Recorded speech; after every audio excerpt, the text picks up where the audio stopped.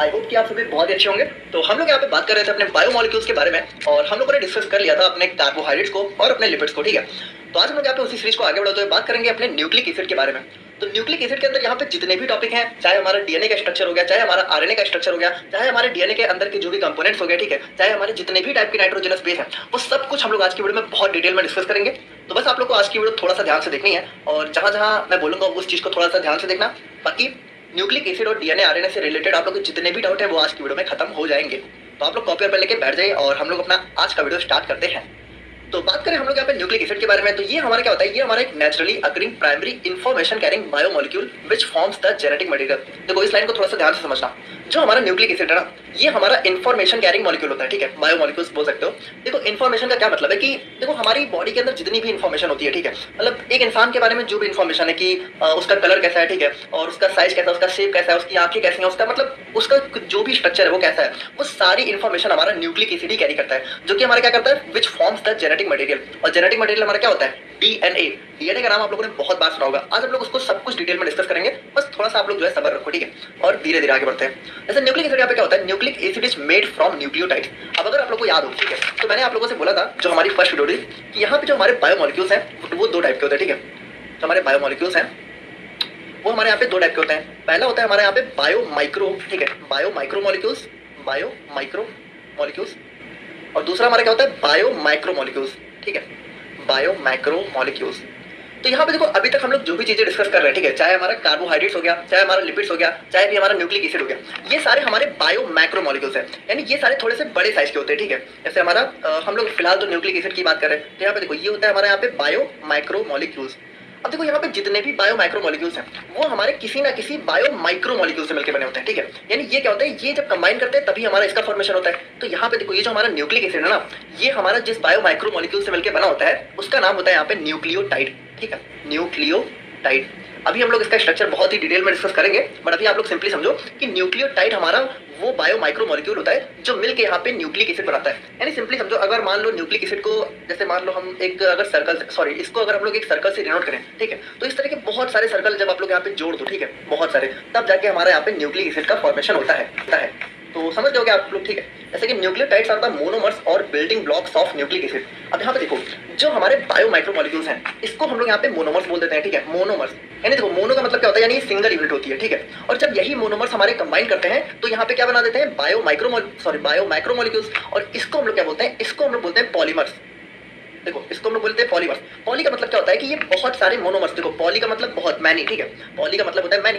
तो यहाँ पे जो हमारे पॉलीमर्स होते हैं वो बहुत सारे मोनोमर से ही मिलकर बने होते हैं। तो यहाँ पे जो हमारा न्यूक्लिक एसिड है इसका मोनोमर हमारा क्या होता है, न्यूक्लियोटाइड, या फिर इसी को आप लोग बिल्डिंग ब्लॉक भी बोल सकते हो। अब अगर आप लोगों ने फर्स्ट वीडियो देखी है तो ये सारी चीजें आप लोगों को बहुत अच्छे से समझ में आ रही होंगी, ठीक है। अब यहाँ पे क्या होता है, nucleic acid is the polymer of nucleotide, ठीक है, और it is also known as polynucleotide. यहाँ पे देखो जो हमारा न्यूक्लिक एसिड है ये हमारा न्यूक्लियोटाइड का मतलब बहुत सारे न्यूक्लियोटाइड के कॉम्बिनेशन से मिलकर बना होता है, इसीलिए इसको हम लोग यहाँ पे पॉलीमर ऑफ न्यूक्लियोटाइड बोलते हैं या फिर पॉलीन्यूक्लियोटाइड बोलते हैं। यानी कि बहुत सारे, देखो पॉली जहाँ पे लग जाए वहाँ पे आप लोग समझ जाओ कि बहुत सारे, ठीक है। तो यहाँ पे बहुत सारे न्यूक्लियोटाइड जब कंबाइन करते हैं तब हमारे न्यूक्लिक एसिड का फॉर्मेशन होता है।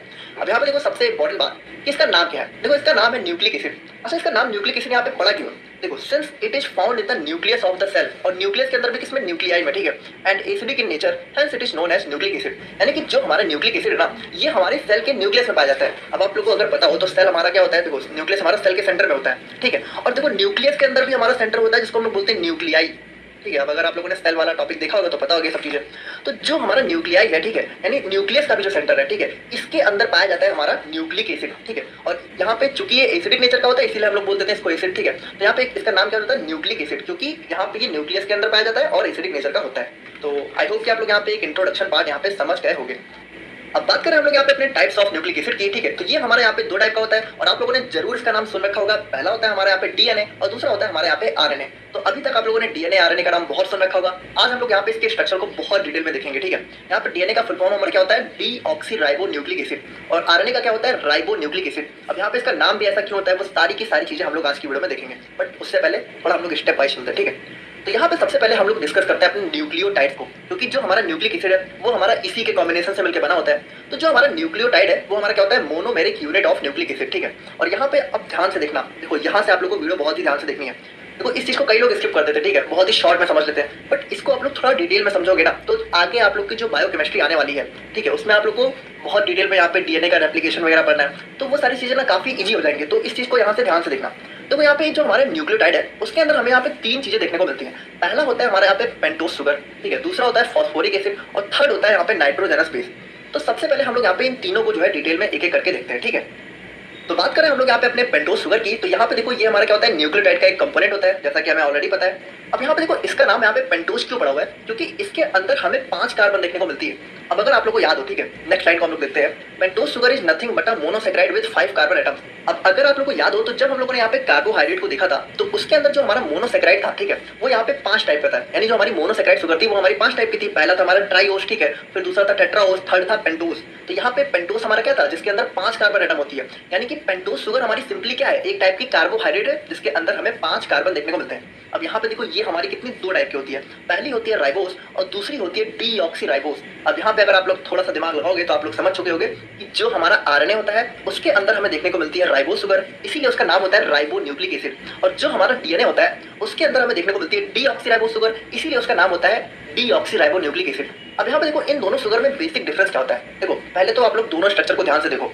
अब आप लोग अगर देखो, हम तो बता रहे हैं, पहले आप लोग खुद ही देखो और एनालाइज करो इसके अंदर डिफरेंस क्या है। देखो यहाँ पे अगर आप लोग ध्यान से देखो तो ये भी सेम है, ठीक है, यहाँ पे CH2H, यहाँ पे CH2H, यहाँ पे O, यहाँ पे O, यहाँ पे OH, यहाँ पे OH और यहाँ पे H, यहाँ पे H, यहाँ पे, मतलब काफी सब कुछ तो सेम ही है। डिफरेंस कहाँ पे देखो, डिफरेंस है यहाँ पे, यहाँ पे देखो, यहाँ पे क्या है, इस वाली जो हमारी राइबोस शुगर है इसके अंदर हमारा OH है, ठीक है, जबकि जो हमारी डीऑक्सीराइबोस शुगर है यहाँ पे हमारा ओनली हाइड्रोजन है, तो इसीलिए इसका नाम पड़ गया है डीऑक्सीराइबोस। देखो अगर नाम को आप लोग देखो, डीऑक्सी यानी ऑक्सीजन का क्या हो गया, ऑक्सीजन का रिमूवल हो गया, डीऑक्सी, ठीक है, इसीलिए इसका नाम क्या हो गया, डीऑक्सीराइबोस।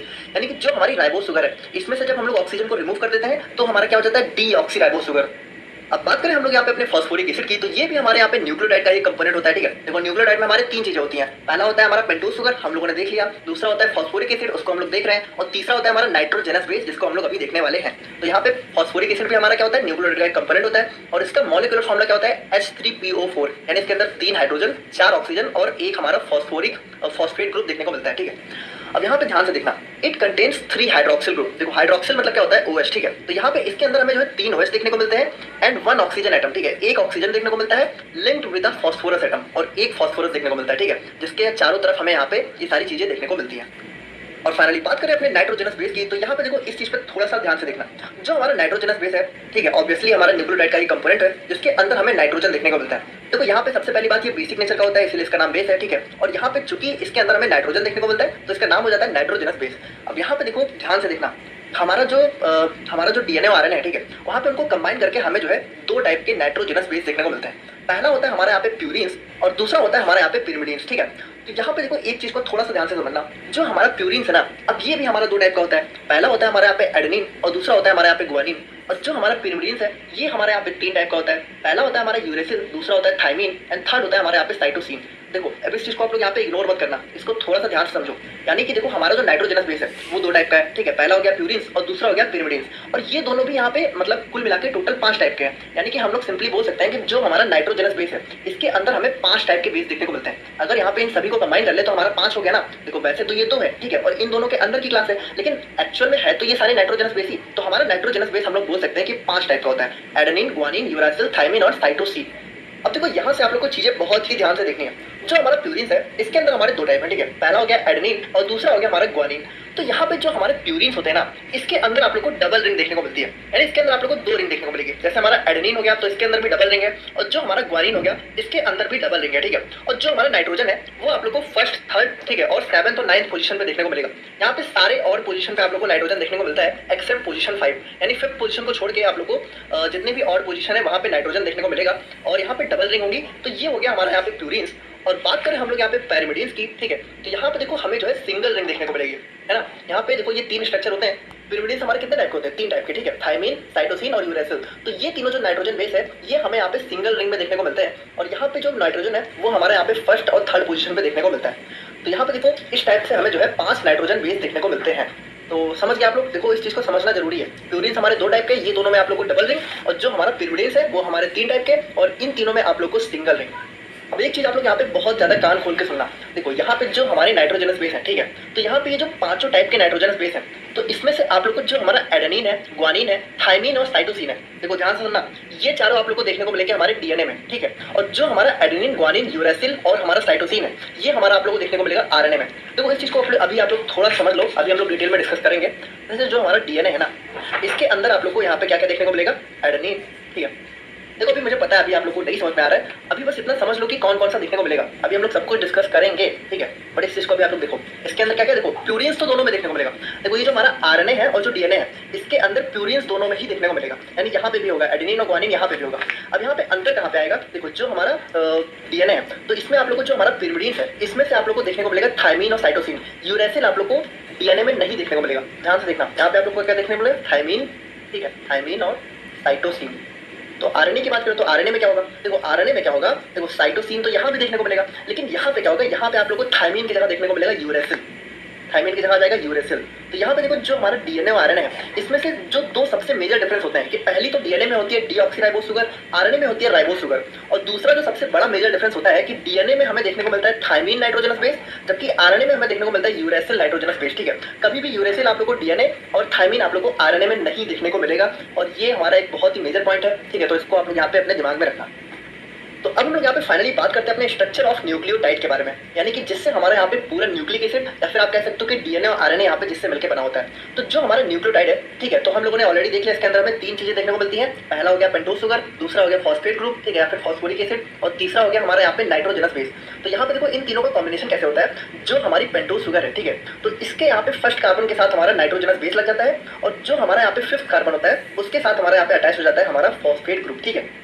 अब देखो ये तो हमारा वैसे एक जनरल सा स्ट्रक्चर है, ठीक है, समझने के लिए, ठीक है, लेकिन एक्चुअल में तो ऐसा होता नहीं है। देखो एक्चुअल में हमारा स्ट्रक्चर होता है ऐसा। अब इस चीज को आप लोग को समझना पड़ेगा, यहाँ पे हुआ क्या है। देखो ये हो गया हमारे यहाँ पे फॉस्फोरिक एसिड, ये हो गया हमारा यहाँ पे डीऑक्सीराइबोस पेंटोज शुगर। देखो पेंटोज शुगर दो टाइप की, तो हम लोग यहाँ पे अपने डीऑक्सी वाली को ले रहे हैं, ठीक है। और यहाँ पे नाइट्रोजनस बेस, अब नाइट्रोजनस बेस भी हमारे 5 टाइप के होते हैं, तो हम लोगों ने यहाँ पे अपना एडेनिन को लिया हुआ है, ठीक है।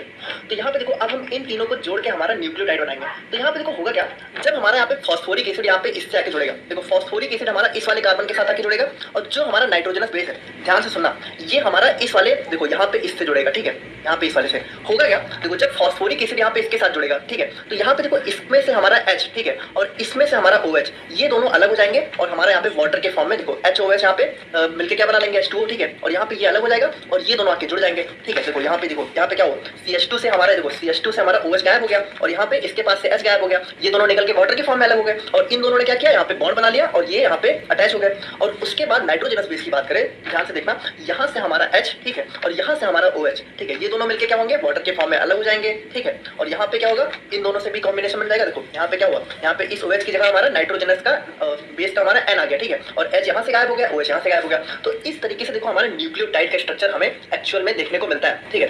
तो आई होप कि आप लोग यहाँ पे समझ गए होंगे। देखो मुझे नहीं लगता कि अभी भी आप लोगों को कोई डाउट होना चाहिए, मैंने यहाँ पे हर एक चीज़ को एक्सप्लेन कर दिया, ठीक है, कैसे यहाँ पे क्या जुड़ा है। और अगर कोई डाउट है तो आप लोग यहाँ पे कमेंट करके जरूर बताओ, ठीक है, हम लोग कोशिश करेंगे कि आप लोगों को कमेंट में कुछ बता सके। देखो इस चीज़ को आप लोगों को समझना बहुत जरूरी है, क्योंकि यही हमारा बेस है, ठीक है। इसको समझ गए तो डीएनए भी समझ गए, आरएनए भी समझ गए, और आगे भी बहुत सारी चीज़ें आप लोग समझ गए। तो समझ गए ना कि यहाँ पे पेंटोज शुगर, नाइट्रोजनस बेस और फॉस्फेट ग्रुप, ठीक है, इन तीनों ने मिलकर हमारा यहाँ पे न्यूक्लियोटाइड का स्ट्रक्चर बना दिया। अब यहाँ पे ध्यान से सुनना, जो हमारी शुगर है, देखो शुगर हमारी यहाँ पे पेंटोज जो हमारी डीऑक्सीराइबोस भी हो सकती है और राइबोस भी हो सकती है। अगर डीऑक्सीराइबोस है तो हमारा स्ट्रक्चर क्या बनेगा, डीएनए, और अगर राइबोस है तो हमारा स्ट्रक्चर क्या बनेगा, आरएनए। और जो हमारा नाइट्रोजनस बेस है ये भी हमारे यहाँ पे 5 टाइप का हो सकता है, ठीक है। अब अगर यहाँ पे एडेनिन है, ग्वानिन है और थाइमिन है और साइटोसिन है तो हमारा डीएनए होगा, और अगर एडेनिन, ग्वानिन, यूरासिल और साइटोसिन है तो हमारा आरएनए होगा। अब देखो यहाँ पे थोड़ा सा ध्यान से सुनना, जो हमारा न्यूक्लियोटाइड है, देखो ये न्यूक्लियोटाइड का स्ट्रक्चर है, ये हमारे डीएनए या फिर आरएनए का स्ट्रक्चर नहीं है, क्योंकि इस तरीके से जब बहुत सारे यहाँ पे न्यूक्लियोटाइड मिलेंगे तब जाके हमारा डीएनए बनेगा। क्योंकि डीएनए हमारा क्या है, डीएनए हमारा एक टाइप का न्यूक्लिक एसिड है, और न्यूक्लिक एसिड यहाँ पे बना होता है कॉम्बिनेशन ऑफ न्यूक्लियोटाइड से, यानी कि इस तरीके की बहुत सारी यूनिट जब कंबाइन करेंगे तब हमारा जाके डीएनए या फिर आरएनए का फॉर्मेशन होगा। तो अब हम लोग यहाँ पे उस चीज को देखने वाले हैं, ठीक है। अब यहाँ पे हम लोग अपने डीएनए को देखने से पहले एक छोटा सा पॉइंट और डिस्कस कर लेते हैं। देखो जो हमारा पेंटोज शुगर है, जो नाइट्रोजनस बेस और जो फॉस्फेट ग्रुप है, ये तीनों जब कंबाइन करते हैं तो हमारा न्यूक्लियोटाइड बनता है, हमें ऑलरेडी पता है। लेकिन अगर इसमें से हम लोग फॉस्फेट ग्रुप रिमूव करते हैं, ठीक है, यानी कि जब हम लोग सिंपली अपने पेंटोज शुगर और नाइट्रोजनस बेस को मिक्स करते हैं या फिर इन दोनों का जब यहाँ पे कॉम्बिनेशन होता है तो हमारा बनता है न्यूक्लियोसाइड, यानी इन दोनों के कॉम्बिनेशन से जो स्ट्रक्चर बनता है वो हमारा क्या होता है, न्यूक्लियोसाइड, ठीक है। और जब यहाँ पे इसके साथ हमारा फॉस्फेट ग्रुप भी ऐड हो जाता है तो हमारा क्या हो जाता है, न्यूक्लियोटाइड। यानी हम लोग ये भी कह सकते हैं कि जो हमारा न्यूक्लियोटाइड है वो हमारा न्यूक्लियोसाइड और फॉस्फेट ग्रुप के कॉम्बिनेशन से मिलकर बना है। देखो वैसे यहाँ पे ये कोई इंपॉर्टेंट टॉपिक नहीं है, ठीक है, लेकिन यहाँ पे कभी कभी हो सकता है यहाँ से आप लोग को 2 नंबर में क्वेश्चन देखने को मिल जाए, ठीक है, तो इस चीज़ को थोड़ा सा आप लोग ध्यान में रखना। अच्छा देखो एक छोटी सी चीज़ और है, ठीक है, आप ही के फायदे की है। देखो ये जो हमारे नाइट्रोजनस बेस है प्यूरिन्स और पिरिमिडीन्स, तो यहाँ पे हमारे प्यूरिन के अंदर कौन कौन सा है, एडेनिन है और ग्वानिन है, और हमारा पिरिमिडीन के अंदर कौन सा है, साइटोसिन है, यूरेसिल है और थायमिन है। देखो इसको याद करने की एक ट्रिक है, याद इसको कैसे कर सकते हो। देखो एडेनिन और ग्वानिन हमारा क्या हो गया, एजी। अब एजी हमारा क्या होता है, एजी आप लोग यहाँ पे सिल्वर से याद रख सकते हो, ठीक है, या फिर चलो सिल्वर यहाँ पे बहुत ज्यादा हो गया, इसको आप लोग सिंपली याद रख सकते हो आलू गोभी, ठीक है, आलू गोभी। और यहाँ पे देखो साइटोसिन, यूरेसिल और थायमिन को कैसे याद रख सकते हो, कट, सिंपल, ठीक है, यानी आलू गोभी कट, ठीक है, आलू गोभी को काटो और हमारा नाइट्रोजनस बेस आ गया, ठीक है, तो ऐसे आप लोग इसको याद रख सकते हो। बाकी देखो यहाँ पे एक चीज और है कि हम लोगों ने स्टार्टिंग में देखा था कि जो हमारी डीऑक्सीराइबोस, जो हमारी पेंटोज शुगर है, ठीक है, ये हमारा एक टाइप का कार्बोहाइड्रेट है, क्योंकि हमारा शुगर है। अब कार्बोहाइड्रेट जनरली आप लोगों ने यहाँ पे ओपन फॉर्म में ही देखा होगा, है ना, ग्लूकोज वगैरह को। तो यहाँ पे देखो ये वाला ना, ये हमारे कार्बोहाइड्रेट का रिंग स्ट्रक्चर है, क्लोज्ड स्ट्रक्चर है, ठीक है। ग्लूकोज का भी हमारा इस टाइप का स्ट्रक्चर बनता है। तो उन सभी चीजों को हम लोग जो है आने वाले टाइम में डिस्कस करेंगे। बाकी जो हमारा फॉस्फोरिक एसिड है, तो ये आप लोग को कभी कभी फॉस्फेट ग्रुप के नाम से देखने को मिलेगा, तो वहाँ पे भी कंफ्यूज नहीं होना है। देखो वैसे थोड़ा सा डिफरेंस होता है एक्चुअल में, जो हमारा फॉस्फोरिक एसिड है कभी आप लोग को जो है ट्राई या फिर डाई फॉर्म में भी देखने को मिल सकता है। तो बाकी कुछ खास डिफरेंस नहीं है, सिंपली आप लोग समझो कि फॉस्फोरिक एसिड या फिर फॉस्फेट ग्रुप दोनों ही नाम से देखने को मिल सकता है। ये हमारा क्लोज स्ट्रक्चर होता है और ये हमारी इसको जो है याद करने की एक छोटी सी ट्रिक है। तो इतना आप लोग यहाँ पे समझ गए होंगे। अब हम लोग यहाँ पे फाइनली बात करते हैं अपने डीएनए के बारे में। तो डीएनए का फुल फॉर्म हमारा क्या होता है, डीऑक्सीराइबो न्यूक्लिक एसिड। अब यहाँ पे देखो इसके अंदर हमें जो है डीऑक्सीराइबो शुगर देखने को मिलती है। और नाइट्रोजनस बेस की बात करें तो हमारे यहाँ पे क्या कौन कौन सा होता है, एडेनिन, ग्वानिन, साइटोसिन और थायमिन, ठीक है, हम लोगों ने ऑलरेडी देख लिया। और यहाँ पे अब देखो एक चीज जो यहाँ पे सबसे ज्यादा इंपॉर्टेंट है कि जो हमारा डीएनए का स्ट्रक्चर है, ठीक है, तो यहाँ पे वाटसन एंड किक नाम के साइंटिस्ट ने हमारे यहाँ पे इसका स्ट्रक्चर दिया था। और इसका स्ट्रक्चर यहाँ पे होता है डबल स्टैंडर्ड। देखो यहाँ पे ये इसका जनरल सा स्ट्रक्चर होता है। अभी हम लोग इस पे बहुत डिटेल में बात करेंगे, बट अभी आप लोग यहाँ पे इस वाली लाइन को भी समझ लो। और यहाँ पे इसका काम क्या होता है, it act as genetic material and carry genetic information, यानी कि जो हमारा डीएनए होता है, ठीक है, ये हमारी पूरी जेनेटिक इन्फॉर्मेशन को कैरी करता है, ठीक है, तो ये सारी चीजें होती हैं। अब हम लोग यहाँ पे फाइनली बात करते हैं इसके स्ट्रक्चर के बारे में, ठीक है, तो इसको आप लोग को काफी डिटेल में और अच्छे से समझना होगा। अब देखो ये होता है हमारे यहाँ पे डीएनए का एक जनरल सा स्ट्रक्चर। अब इसमें ना बहुत सारी चीजें हमें समझनी होंगी। देखो वैसे तो ये जनरली इस टाइप का होता है, लेकिन अगर हम लोग इसके यहाँ पे एक स्ट्रक्चरल फॉर्म को देखें तो ये हमारा कुछ इस टाइप का होता है। अब अभी आप लोग को कुछ भी समझ में नहीं आ रहा होगा, तो हम लोग हर एक चीज को एक एक करके देखेंगे। देखो सबसे पहले तो ये समझो कि ये जो हमारा स्ट्रक्चर है ना, कई लोग क्या करते हैं, इसको इस तरीके से बना देते हैं। कई लोग क्या करेंगे कि इसको जो है ऐसे ऐसे करेंगे, ठीक है, और बिल्कुल इसको ऐसे बना देंगे, ठीक है, एकदम ऐसे। देखो एक्चुअल में देखने में तो ऐसा ही लग रहा है, लेकिन ये ऐसा नहीं होता है। देखो ये कैसा होता है, इसको थोड़ा समझना। ये हमारा थोड़ा इस टाइप का होता है, देखो इस टाइप का, समझ रहे हो, इस टाइप का। यानी कि अगर हम लोग इसको थोड़ा और अच्छे से ड्रॉ करें तो देखो ये हमारा कुछ ऐसे बनता है। देखो ये ना पैरेलल लाइंस होती हैं, इसको थोड़ा सा समझना, ठीक है। तो ये हमारा जो है कुछ ऐसा होता है, ठीक है, ऐसा देखो ये पैरेलली, ठीक है, पैरेलली, समझ रहे हो, ये देखो ये मतलब देखो ये आप लोग को लग रहा होगा स्टेप, देखो ये ऐसा, देखो ये चीज क्या हो गया कि ये ऐसा हो गया, जबकि ये चीज क्या हो गया, देखो ये ऐसा हो गया, है ना, पैरेलल, समझ रहे हो, पैरेलल फिर काट रही है, ठीक है। तो इस तरीके से होता है हमारे यहाँ पे डीएनए का स्ट्रक्चर। अब यहाँ पे देखो जैसा कि मैंने आप लोगों को बताया था कि डीएनए के अंदर आप लोग को जो है एडेनिन, ग्वानिन, साइटोसिन और थायमिन देखने को मिलेंगे। तो यहाँ पे देखो ये हमारा एडेनिन हो गया, ग्वानिन हो गया, साइटोसिन हो गया, थायमिन हो गया, तो ये सारे आप लोग को कुछ इस तरीके से देखने को मिलते हैं। अब देखो यहाँ पे ये तो एक जनरल सा स्ट्रक्चर होता है। देखो इसका एक्चुअल स्ट्रक्चर हमारा ऐसा होता है। अब इसको आप लोग को थोड़ा सा समझना पड़ेगा, ठीक है। ये हमारा होता है यहाँ पे इसका केमिकल स्ट्रक्चर। देखो यहाँ पे सबसे पहली बात तो आप लोग ये समझो कि पेंटोज शुगर को हम लोगों ने नॉर्मली इस तरीके से जो है शो किया, ठीक है। ये हमारी जो पेंटोज शुगर है इसको हम लोगों ने ऐसे शो कर दिया, और जो हमारा फॉस्फेट ग्रुप है इसको हम लोगों ने डायरेक्ट सर्कल में शो कर दिया, और जो हमारा नाइट्रोजनस बेस है इसको हम लोगों ने डायरेक्टली यहाँ पे एक स्क्वायर बॉक्स में जो भी बेस है उसका नाम यहाँ पे पहला वर्ड लिख दिया, ठीक है। जैसे हमारा एडेनिन है तो ए हो गया, ठीक है, थायमिन है तो टी हो गया। और यहाँ पे देखो जैसा कि मैंने आप लोगों को बताया था, देखो ये एक हमारा क्या हो गया, देखो इस तरीके को अगर हम ड्रॉ करें, देखो ये हमारा यही तो है, देखो इस तरीके से कुछ बना हुआ है, ठीक है, इस तरीके से। यहाँ पे ये हो गया नाइट्रोजनस बेस, ठीक है, नाइट्रोजनस बेस, और ये हमारा फॉस्फेट ग्रुप, है ना। और मैंने आप लोगों से क्या बताया था, ये हमारा देखो ये हमारा एक न्यूक्लियोटाइड का स्ट्रक्चर है, ठीक है, सिंगल न्यूक्लियोटाइड। और इस तरीके से जब बहुत सारे न्यूक्लियोटाइड कंबाइन करते हैं तब जाके हमारा यहाँ पे डीएनए या फिर आरएनए का फॉर्मेशन होता है, जो कि हमारा एक टाइप का न्यूक्लिक एसिड है। तो यहाँ पे देखो बहुत सारे न्यूक्लियोटाइड जो है आपस में कंबाइन करते चले गए हैं। अब यहाँ पर डीएनए के अंदर स्पेशल बात क्या होती है, ध्यान से समझना। देखो डीएनए में क्या होता है कि एक साइड आप लोग को देखो, एक साइड तो इस तरीके से कंबाइन हो गए, यहाँ पे आप लोग को डबल स्ट्रैंड देखने को मिलती है, देखो, इसीलिए आप लोग को इसके सामने भी जो है न्यूक्लियोटाइड की एक एंटी पैरेलल लाइन देखने को मिलेगी। अब यहाँ पे देखो एक चीज ध्यान से देखना, देखो ये हमारा एंटी पैरेलल है, देखो ये सीधा है, ठीक है, और यहाँ पे ये चीजें उल्टा है, ठीक है, यानी कि देखो एंटी पैरेलल है, ठीक है। देखो पैरेलल क्या होता है, जब दोनों लाइन सेम लाइन में चल रही होती है तो हमारा एंटी पैरेलल होता है, ठीक है। और जब एक हमारी सीधे चल रही हो, एक हमारी उल्टी चल रही हो, तो इसको हम लोग बोलते हैं एंटी पैरेलल। तो यहाँ पे देखो एक हमारा डीएनए स्ट्रक्चर ऊपर की तरफ है, ठीक है, और एक हमारे यहाँ पे नीचे की तरफ है। देखो ये यहाँ पे इससे अगर कंपेयर करो तो यहाँ पे देखो ये जो हमारी मान के चलो अगर ये वाली लाइन है, ठीक है, देखो ये डबल स्टैंड ना, एक स्टैंड और दूसरा स्टैंड, देखो ये होता है डबल स्टैंड। तो यहाँ पे देखो इसी चीज से तो बना हुआ है, देखो एक स्टैंड ये हो गया और दूसरा स्टैंड ये हुआ, यानी कि अगर इसको मानो तो एक लाइन हमारी मान लो ये वाली हो गई, और इस वाली लाइन को मानो तो ये वाली हो गई, ठीक है। और यहाँ पे जो हमारे बेस है ना, इस चीज में थोड़ा सा ध्यान से देखना, जो हमारा एडेनिन है वो हमेशा यहाँ पे थाइमिन से कनेक्ट होगा और जो हमारा यहाँ पे ग्वानिन है वो हमेशा यहाँ पे साइटोसिन से कनेक्ट होगा। और इसमें भी यहाँ पे एक स्पेशल बात है कि जो हमारा एडेनिन और थाइमिन है, ठीक है, इन दोनों के बीच में आप लोग को डबल बॉन्ड देखने को मिलेगा। और ये बॉन्ड कौन सा होता है? हाइड्रोजन बॉन्ड, ठीक है। यानी इन दोनों के बीच में आप लोग को डबल हाइड्रोजन बॉन्ड देखने को मिलेगा। और जो हमारा ग्वानिन और साइटोसिन है, इन दोनों के बीच में आप लोग को ट्रिपल बॉन्ड देखने को मिलेगा, जो कि हाइड्रोजन ही होता है, यानी ट्रिपल हाइड्रोजन बॉन्ड। देखो इस चीज को आप लोग बहुत ही ध्यान से समझो। यहाँ पे जो हमारा डीएनए का स्ट्रक्चर है उसमें जो हमारा एडेनिन है, ठीक है, वो हमेशा यहाँ पे थाइमिन से जुड़ा होगा, ठीक है। और जो हमारा ग्वानिन है वो हमेशा यहाँ पे साइटोसिन से जुड़ा होगा। और जो एडेनिन और ग्वानिन है इसके बीच में होगा हमारा यहाँ पे डबल हाइड्रोजन बॉन्ड। और जो हमारा ग्वानिन और साइटोसिन है इसके बीच में हमारे यहाँ पे होगा ट्रिपल हाइड्रोजन बॉन्ड, यानी एटीजीसी ऐसे करके आप लोग बिल्कुल याद कर लो, ठीक है। तो इस तरीके से हमारा यहाँ पे डीएनए का स्ट्रक्चर देखने को मिलता है। देखो ये स्ट्रक्चर बिल्कुल यही वाला है। अगर आप लोग चाहो तो बिल्कुल कंपेयर कर सकते हो। देखो इस लाइन को हम लोगों ने इससे बना दिया, इस लाइन को हम लोगों ने इससे बना दिया, ठीक है। यहाँ पे देखो ये एंटी पैरेलल है, ठीक है। ये हमारा नीचे की तरफ है, ये हमारा ऊपर की तरफ है, ठीक है। और यहाँ पे ये हमारे फॉस्फेट ग्रुप हो गए। और यहाँ पे देखो बॉन्ड्स की बात करें तो यहाँ पे ध्यान से सुनना। देखो ये हमारा जो फॉस्फेट मतलब जो हमारा एक न्यूक्लियोटाइड से दूसरे न्यूक्लियोटाइड के बीच में जो बॉन्ड बन रहा है इसको हम लोग बोलते हैं फॉस्फोडाइस्टर बॉन्ड, ठीक है। और जो हमारा यहाँ पे बेसेस के बीच में बॉन्ड बना है तो वो तो हमारा हाइड्रोजन बॉन्ड है। और जो हमारा यहाँ पे पेंटोज शुगर और नाइट्रोजनस बेस के बीच में बॉन्ड होता है उसको हम लोग बोलते हैं ग्लाइकोसिडिक बॉन्ड, ठीक है। तो यही सारी होती है हमारे डीएनए के स्ट्रक्चर की कहानी। आई होप कि आप लोग यहाँ पे समझ गए होंगे। तो अब फाइनली हम लोग यहाँ पे अपने आरएनए के बारे में भी बात कर लेते हैं। तो जैसा कि हमें पता है इसका फुल फॉर्म होता है हमारे यहाँ पे राइबोन्यूक्लिक एसिड, ठीक है। और इसके अंदर हमें क्या देखने को मिलती है? Ribo sugar. और नाइट्रोजनस बेस की बात करें तो यहाँ पे हमें एडेनिन, ग्वानिन, साइटोसिन और यूरासिल देखने को मिलता है। देखो आरएनए के अंदर यूरासिल होता है और डीएनए के अंदर हमारा क्या होता है? थाइमिन होता है, ठीक है। बाकी ये तीनों यहाँ पे दोनों के अंदर ही सेम होते हैं। और यहाँ पे देखो जो सबसे मेजर डिफरेंस है कि जो हमारा आरएनए है ना वो यहाँ पे रिस्पॉन्सिबल होता है प्रोटीन सिंथेसिस के लिए। देखो जो हमारा डीएनए है वो तो हमारे यहाँ पे मेनली जेनेटिक इन्फॉर्मेशन को कैरी करता है, लेकिन जो हमारा आरएनए है इसका मेन काम होता है हमारे यहाँ पे प्रोटीन की सिंथेसिस करना, ठीक है। और यहाँ पे जो दूसरा सबसे मेजर डिफरेंस है ये हमें यहाँ पे सिंगल स्टैंडर्ड देखने को मिलता है। देखो सिंगल स्टैंडर्ड का क्या मतलब है? हम लोगों ने क्या देखा था? डीएनए के अंदर हमारी इस तरह की डबल स्टैंड थी, ठीक है, जो कि एक पैरेलल थी, सॉरी एंटी पैरेलल थी। लेकिन यहाँ पे हमें कोई भी डबल स्टैंड देखने को नहीं मिलता है, यहाँ पे हमारी सिंगल स्टैंड होती है, ठीक है। और उसके बाद हम लोग यहाँ पे बात करें तो there are mainly 3 types of RNA involved in the protein synthesis. देखो जो आरएनए हमारी प्रोटीन की सिंथेसिस में इन्वॉल्व होते हैं वो बेसिकली यहाँ पे 3 टाइप के होते हैं। देखो इनके अलावा भी आप लोगों को आरएनए के और टाइप्स भी देखने को मिलते हैं, लेकिन मेनली जो प्रोटीन सिंथेसिस के होते हैं वो यहाँ पे 3 टाइप के होते हैं, ठीक है। पहला होता है हमारे यहाँ पे एमआरएनए, जिसको हम लोग बोलते हैं मैसेंजर आरएनए, ठीक है। दूसरा होता है हमारे यहाँ पे टीआरएनए, जो कि होता है हमारे यहाँ पे ट्रांसफर आरएनए। और थर्ड होता है हमारे यहाँ पे आरआरएनए, जो कि होता है हमारे यहाँ पे राइबोसोमल आरएनए। अब इन सब के बारे में डिटेल में हम लोग आगे बात करेंगे, ठीक है। अभी आप लोग यहाँ पे बस इंट्रोडक्शन पार्ट है तो इंट्रोडक्शन ही समझो। अब यहाँ पे इसके स्ट्रक्चर की बात करें तो डीएनए आप लोग समझ ही चुके हो, आरएनए में कुछ खास है नहीं। यहाँ पे देखो हमारा सिंगल स्टैंड होता है, ठीक है, कोई भी एंटी पैरेलल पैरेलल वाला चक्कर नहीं है। यहाँ पे सिंगल आप लोग को अगर केमिकल स्ट्रक्चर भी देखो तो यहाँ पे देखो हमारी जो शुगर है वो 4 टाइप की होगी, ठीक है, एडेनिन, ग्वानिन, यूरासिल और साइटोसिन। और इस तरीके से हमारे यहाँ पे आरएनए का स्ट्रक्चर देखने को मिलता है। तो अगर आप लोगों ने यहाँ तक इस वीडियो देखा है तो आप लोग कमेंट करके बताना कि आप लोग को डीएनए आरएनए का कंसेप्ट क्लियर हुआ या नहीं हुआ। कोई डाउट है तो प्लीज आप लोग कमेंट करके पूछना, हम ट्राई करेंगे सॉल्व करने की। बाकी मिलते हैं आप लोगों से बहुत जल्दी नई वीडियो में। Thank you so much.